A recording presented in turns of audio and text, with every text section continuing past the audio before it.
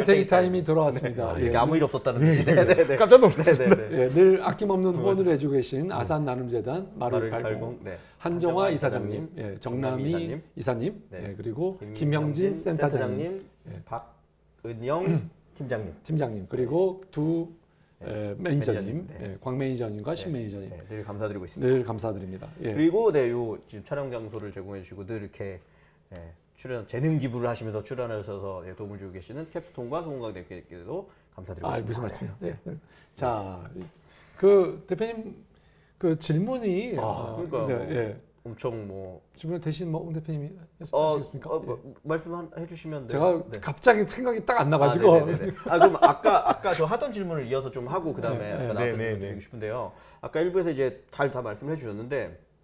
제가 사실 저는 반려동물을 키우지를 않아서, 그러니까 어릴 땐 키웠었는데 이제 성인이 되고 나서 제대로 키운 적은 않아서 일단 근데 사실 키우시는 분도 있지만 아까 말씀하신 것처럼 이제 700만 가구를 하고 좀 안 키우시는 분들도 있으니까 그 측면에서 보면 개인적인 생각은 그 이제 서울 지역을 그러니까 2시간 내에 배송하신다는 게 되게 중요한 것 같긴 한데 또 이걸 생각해 보니까 서울 지역은 굉장히 좁고 해서 이 반려동물들이 이렇게 산책하기나 이런 게 쉽지 않아서 의외로 수도권 조금 이런 지역에 더 많은 유저층이 있을 것 같기도 하고 하거든요. 그러면 어떤 어떤 지역에서 실제 배송 요청이 많고 많이 키우고 있는지 이런 부분들을 좀 얘기해 주실 수 있을까요? 네, 이 채널은 아무래도 투자 프렌들리하니까 투자적인 측면에서 말씀을 고객적인 측면보다는 고객들이 하나실 것 같은데 지방 안 간다고 하면 네, 저희가 그 통계를 보시면 서울 수도권에 60%가 몰려 있습니다. 하지만 40%도 아까 말씀드렸지만 대부분이 가축이 많아요.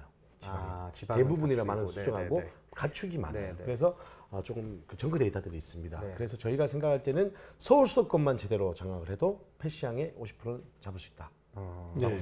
그래서 지금 그러면 서울이 제일 우선인 거고 지금은 수도권으로 늘려가고 있는 건가요? 네, 지금은 수도권을 새벽 배송으로 테스트하고 있습니다. 네, 알겠습니다. 자, 대표님, 저희 회사의 서비스가 뭐 굉장히 추천도 잘해주시고 이렇게 그런 서비스를 갖고 있는데 우리 조언도 잘해주신다고. 조언은 여기서 받고 추천도 여기서 받는데 제품은 싼 C모사에서 이런 거에서 구매하고 이런 체리피커들을 위한 뭐 대책이 있을까요? 아까 사실 나왔던 질문이거든요. 이어서 드리려고 했던. 그러니까 체리피커라든지 실제 그럴 것 같거든요. 아까 상담까지 24시간 해주신다 그러니까 그리고 뭐 그 분류표까지 해서 어떤 제품을 추천해준다 이렇게까지 했는데 사실 그런 체리피커가 그냥 그 뭐랄까 온라인 쇼핑몰, 인간 쇼핑몰에서도 그렇기 때문에 반려동물 쪽에서도 그럴 것 같다는 생각이 들거든요. 인간 쇼핑몰. 제가 반려동물 얘기하려니까 좀 되게 애매하네요. 뭐라고 해야 될지, 사람 대상이라고 해야 될지. 사람 쇼핑몰. 네, 사람 쇼핑몰과 동물 쇼핑몰이 다른지 어떠신가요?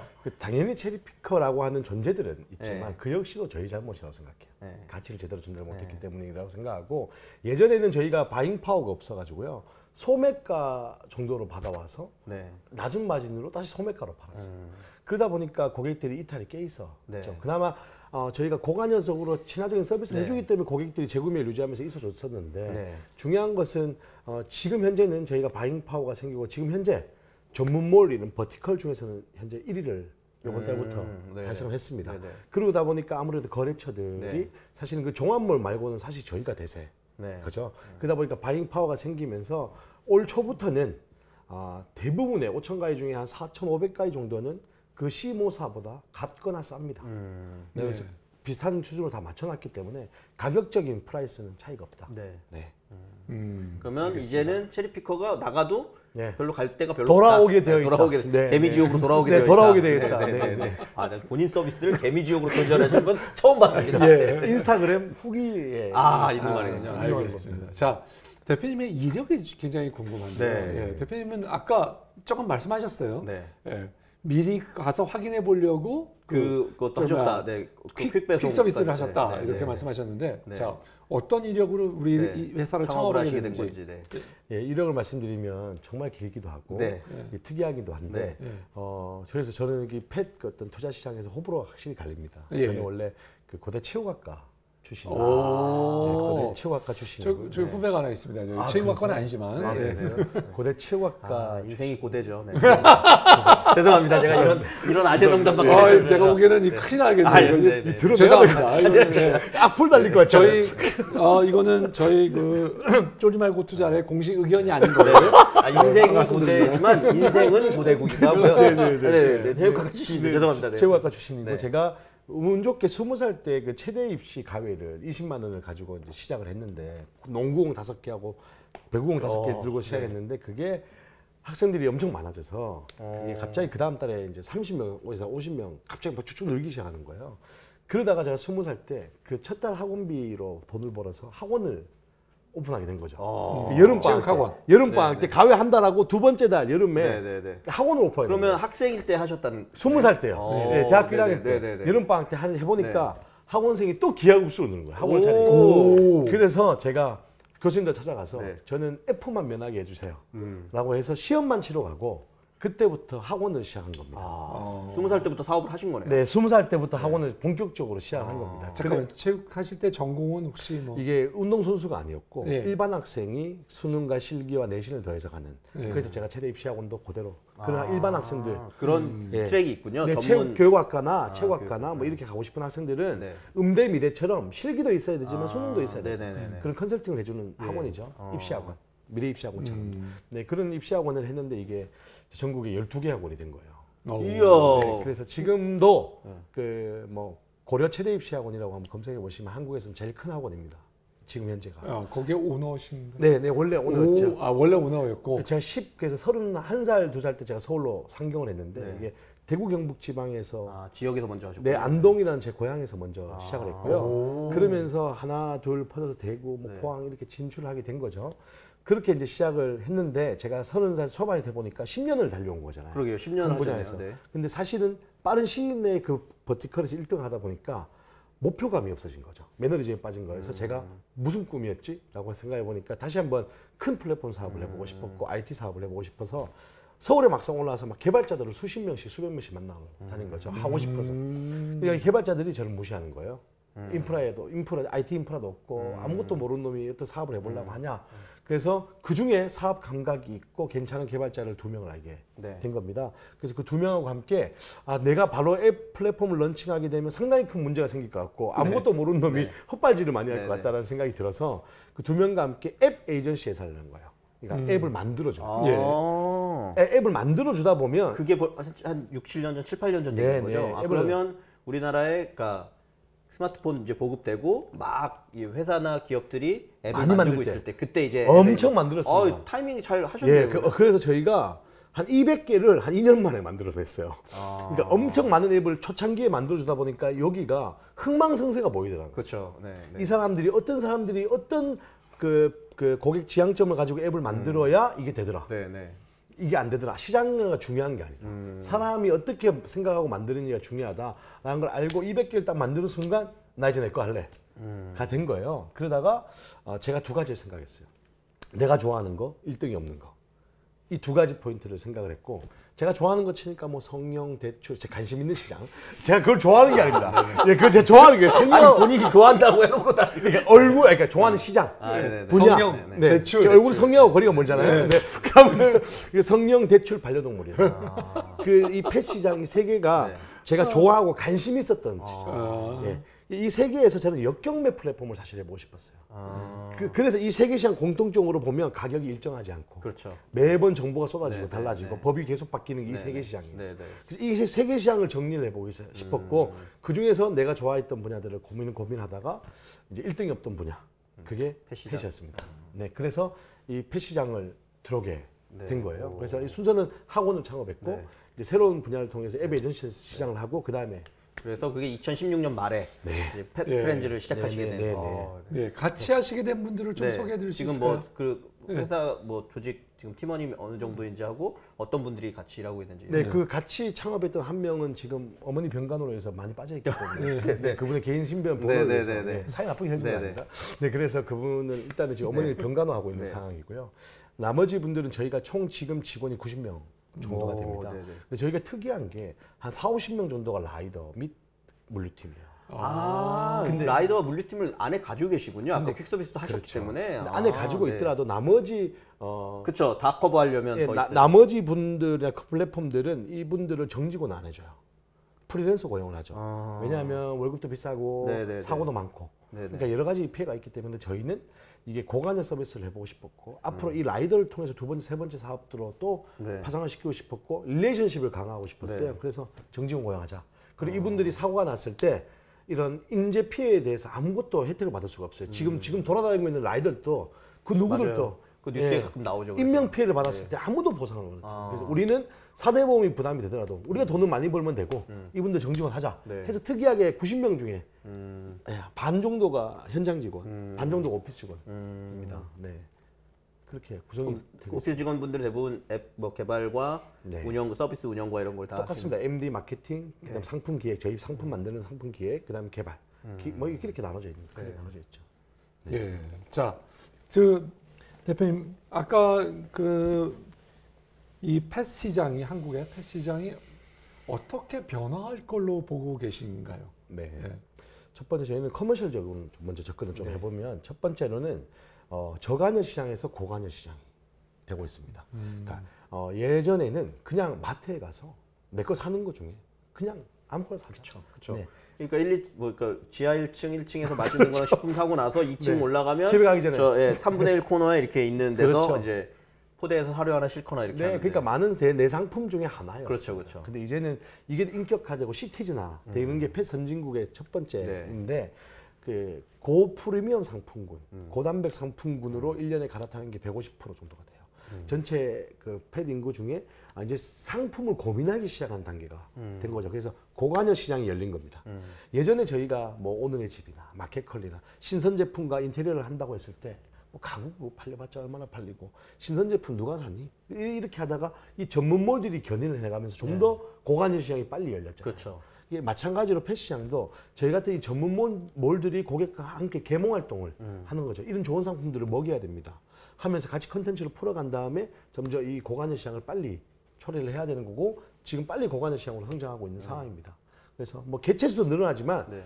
이런 고관여 시장이 되면 아무래도 비싼 사료, 비싼 용품을 써야 돼서 이 문화 소비 자체가 달라지는 거예요. 아니, 저는 대표님 말씀드리니까 일단은 그 트렌드에 대해서는 너무 공감이 되고요. 당연히 맞는 말씀이고 예를 들면 요약해서 얘기하자면 가성비 중심에서 네. 가심비로 가고 네, 있다. 맞습니다. 결국은 이제 만족감 그리고 정말 반려동물이 가족화되고 있기 때문에 그렇게 가고 있는 건 분명히 맞는 것 같은데요. 대표님이 지금 하신 말 중에 그래서 좋은 상품이라고 하셨는데 그러면 도대체 제가 아까 반려동물을 안 키우기 때문에 반려동물에게 좋은 상품이라 함은 예를 들면 뭐 제가 이렇게 말씀드려도 되는 건지 모르겠지만 안 될 것 같은데. 평균 수명이 20년인데 네네. 좋은 사료와 이런 걸 먹으면 뭐 22년으로 늘어난다거나 이런 부분에 그게 있는 건가요? 아니면 뭐 좀 더 건강하게 이 반려동물도 살 수 있다거나 어떤 좋은 상품이라는 게 그리고 펫 시장에서 말하는 좋은 거라는 거는 어떤 의미가 있는 걸까요? 펫푸드를 정확하게 네, 푸드적으로, 네. 먼저 얘기를 할 것 같으면 펫푸드는요 부산물이 얼마나 섞여 있냐죠. 저희가 안 좋은 불량식품 먹어보면 네. 원재료는 요만큼 들어가고 쓸데없는 전분가루 넣고 뭐 이렇게 만든 과자를 만들잖아요. 소고기 뭐가 아니라 소고기 향 뭐가 그렇죠, 그렇죠. 정확히 그겁니다. 지금 중국산이나 사람들이 정말 마트나 이런 펫샵에서 많이 사는 대용량들은요, 닭고기 요만큼 들어가 있고 전분가루 구덩. 그러다 보니까 소세지하고 똑같은 거군요. 네. 근데 흰둥이 키우셔도 알겠지만 이게 소형견들 눈물이 많아요.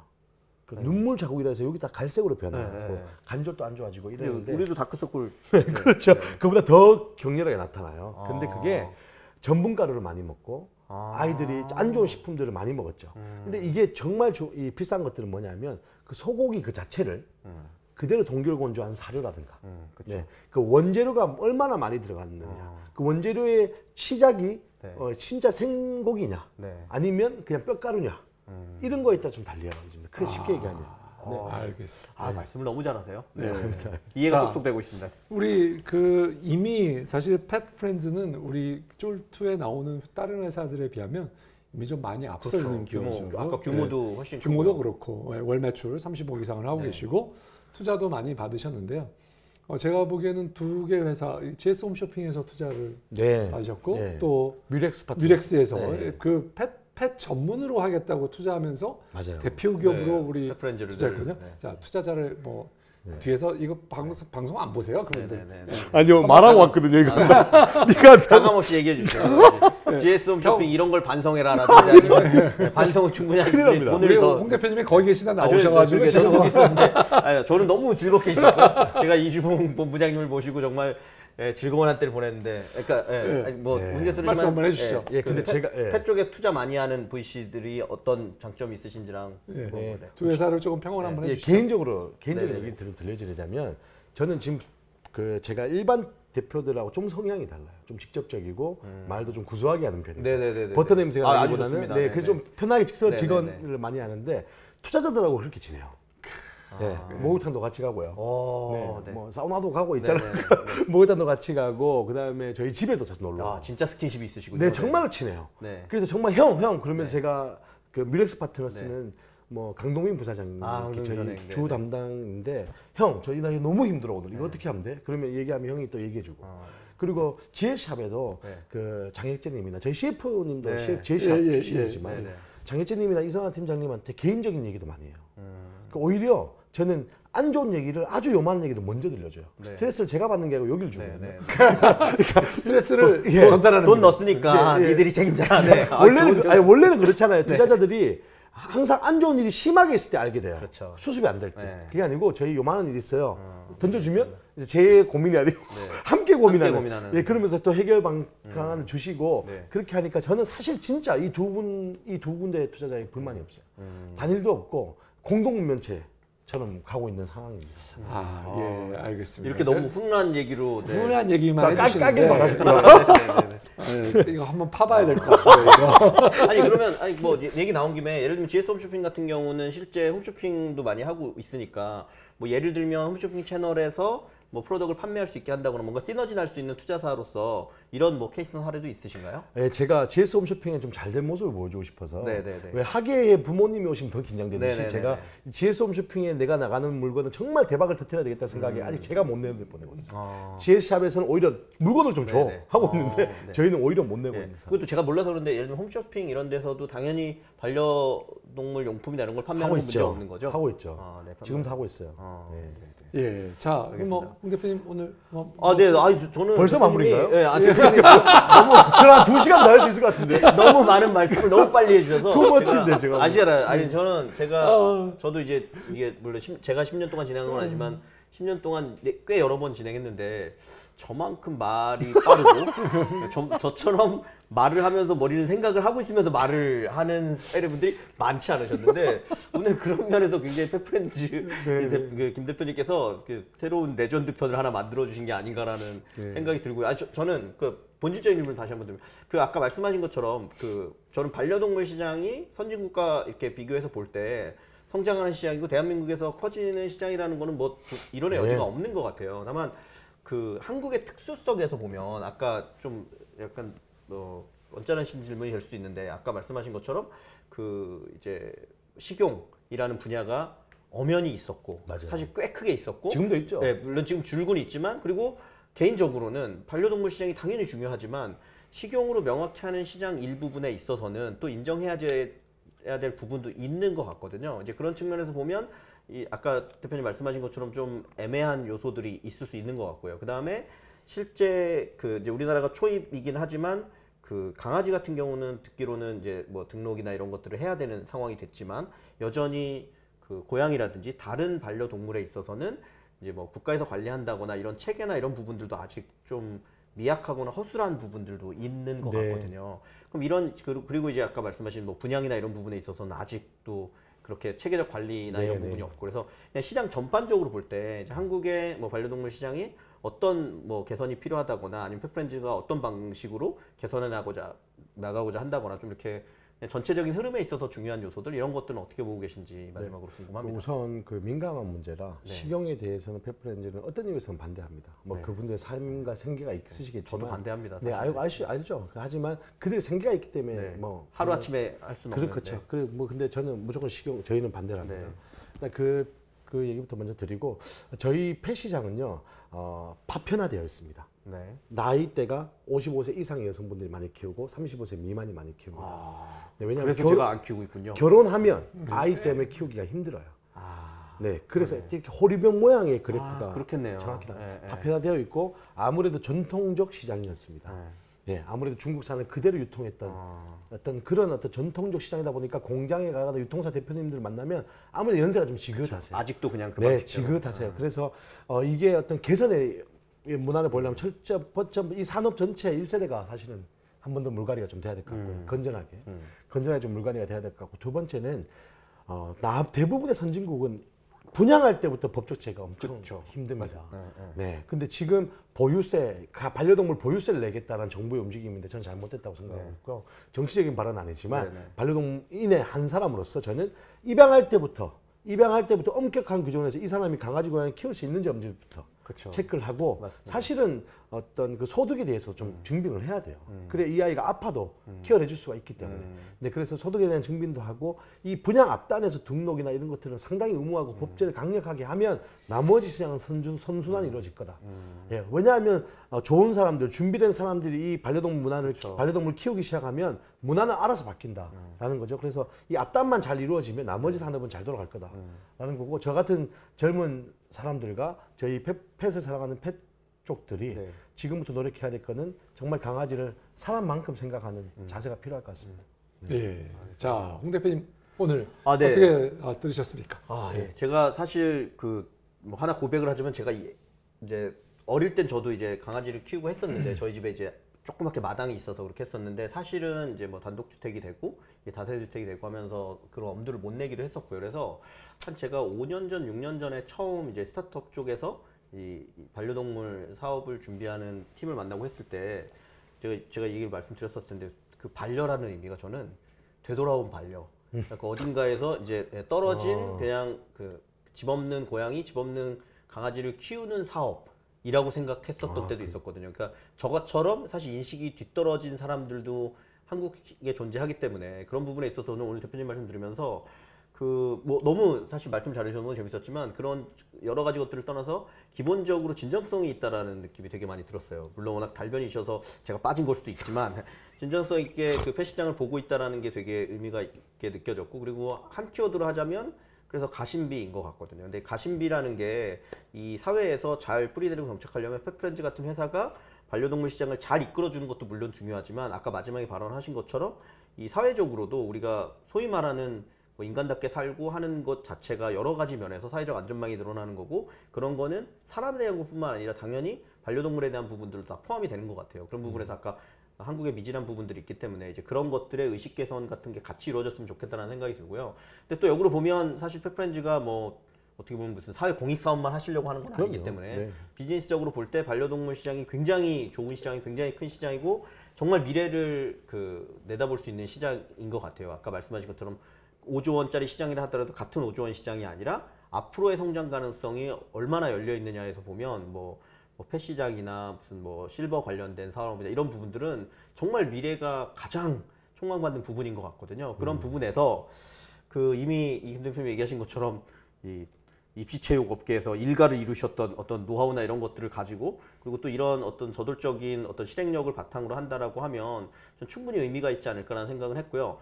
다만 이제 또 역으로 반대로 보면 이 시장 자체가 이 규모가 강조되는 시장이고, 전체에서 누가 더 많은 자금이나 누가 더 많은, 예를 들면 그냥 뭐 이마트 이런 데서 우리 너무 반려동물 시장이 좋다라고 해서 그거를 세게 나오게 된다고 하면 스타트업이 거기에 대응할 수 있느냐, 이런 부분들에 대한 우려사항도 있기 때문에 좀 더 빠르고 기민한 실행을 통해서 성과를 만들어 가시면 되게 의미가 있지 않을까라는 생각이 들었고요. 어쨌거나 저처럼 이렇게 문외한 사람들도 충분히 이해할 수 있도록 오늘 재미있는 한 시간을 만들어줘서 너무 즐거운 시간이었습니다. 홍 대표님 어떠셨는지? 일단 뭐 오늘 김 대표님의 이 뭐랄까 이게 에너지가 느껴지는 시간이었던 것 같습니다. 그래서 사실 에너지가 굉장히 좋다. 그다음에 또 그 펫 시장에 지금 현재 뚜렷한 성장세. 스타트업으로는 쿠팡을 스타트업으로 봐야 될지 모르겠지만 스타트업으로는 아직 뚜렷한 승자가 없는 시장에서 펫스마트가 펫프렌즈가 괜찮아요. 펫스마트만 그만큼 되고 되고 싶습니다.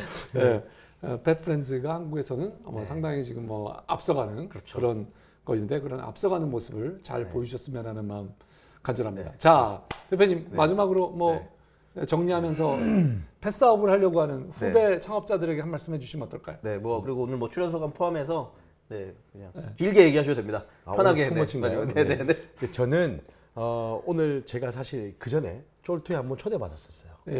쫄투에 한번 초대받았었는데 그때 한번 서로 일정이 안 맞아서 못 왔는데 제가 여기에 나가는 날 한번 기다리고 있었어요. 예전에. 그러다가 이렇게 나오게 돼서 더 할 말이 많은 거예요. 더 할 말이 많은 것 같아요. 2시간 더 디프리 하고 싶은데 저희는 방송 마치고 벌써 피곤해 하시겠지만 아무튼 농담이고요. 그러니까 저는 이 펫 시장에 들어오는 창업자들 많이 만나보고 계세요. 많이 만나보고 놀러도 많이 오시고 하시는데 저는 조금만 더 돈을 뒤로 놔두고 사실 진정성이 있으면 모든 사업은 된다라고 생각하거든요. 학생 가르칠 때도 그랬어요. 대학 잡을 치면 부모님들 알아서 학원비 주는데 왜 그 학원비에 얽매게 되면 대학 안 붙어요. 애들이 더 떨어져요. 다 돈으로 보이니까. 그러니까 이 개체 자체를 조금 진정성을 바탕으로 어떻게 하면 이 펫 시장에 선한 영향력을 끼칠 수 있을까 생각하고 만들었으면 좋겠는데 그냥 이거 예를 들면 이 동네에 곱창집 없는 것 같아서 곱창집 차릴 거예요. 이런 마인드로 시작 안 했으면 좋겠어요. 많이 안 하니까 좀 빨리 들어가 볼래요. 펫에 이 분야는 없으니까 너 이거 만들래. 이런 좀 어처구니 없는 생각은 좀 버리고 진정성을 저같이 인생 걸고 하는 사람도 있으니까 좀 진정성을 바탕으로 들었으면 좋겠다는 거고 제가 느낀 거는요. 이 밤에 이렇게 두 분 정말 이렇게 고생하시는 거 보니까 이 영역에서도 정말 이렇게 또 선한 영향력을 끼치신 분들이 계시구나 하면서 또 존경스러운 마음. 별로 수요일마다 할 일이 없어요. 네, 오늘 초대해서 너무 감사하고 다음에 또 자리가 있으면 투머치하러 오겠습니다. 알겠습니다. 오늘 출연해 주셔서 감사드립니다. 감사합니다. 감사합니다. 감사합니다.